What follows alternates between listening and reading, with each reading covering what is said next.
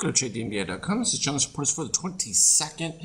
We didn't have a whole lot of movement. As you can see, we made new highs and settled off of them. The ranges were pretty good, but every time they made a push back up, it was met with a little bit of resistance and fairly even. It was pretty consistent. The readings were all good and in line. We saw some short activation within what was already the increase, and you can see from a Nasdaq standpoint, by the time the day was done, steel started to fade, so some of that was easing, and you can see we've now got two completed positive extremes, and the third one's in place as it is now. So that would be the beginning to watch our shakeout here as we're at the peak levels.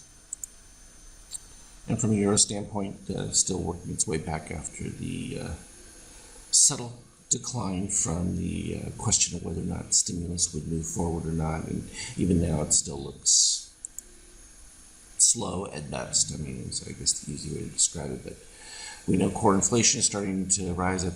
We talked about a couple of different commodity classes that were certainly experiencing significant price increases, and that just takes some time to ripple through.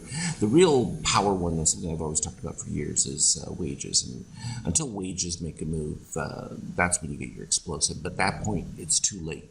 The key is looking at it before, and that was always dependent upon oil and workforce supply. So the fact that you're going to have a huge influx of new workers, low paid, that will diminish wage pressure. So that may prevent the Fed from getting what it wants despite constant increases. Let's just increase this a couple of notches right here. And we'll take a look at it because DOC spreads came. This one started out beautiful. We ended up with a little bit of a comeback from it at the beginning, but couldn't quite reach the same highs, and then as soon as that separation took place, we went all the way back down. And this has just been the fill of the positive extremes that began the day. I had to reboot, so I have to put back my positive extreme lines. But if we see from down here, the start of the day at the blue, it was that low right there, came back to it, hit it, and then we ended up with the first signal. And again, this is that one that I look for. You get the orange.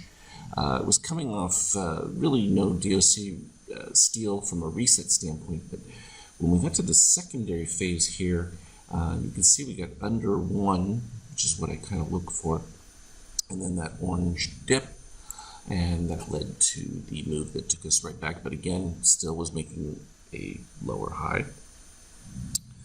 Another DOC spread then caused us to come right back down, but we held that same low, and then they retested exactly back up to where the high was before and held it. But again, right at the end here, not sustainable, put in the sell, and we're halfway back to the bottom of it. So this is that, I think, smooth range. I mean, these were all very clean and very precise. So orderly markets, clearly, and I think that's a positive sign. It just means the algos are on and doing their activity and having a good time with it.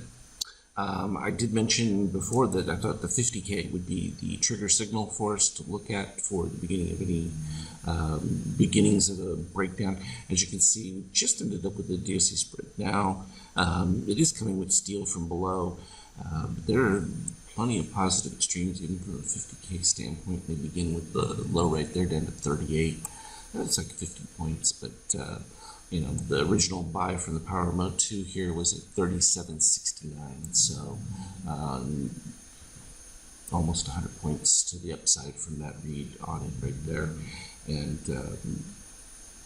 should we get a spike of steel coming back above the red, or the red beginning to really start to cascade, it's still above zero, but right at it, and if that breaks down, that's what I would be looking for. It would be a steel reset, and whether or not we get, not steel, but the red coming back down to form a new potential move, maybe right around 50%, or depending on what our readings are at that point, if we start to see the fade from there.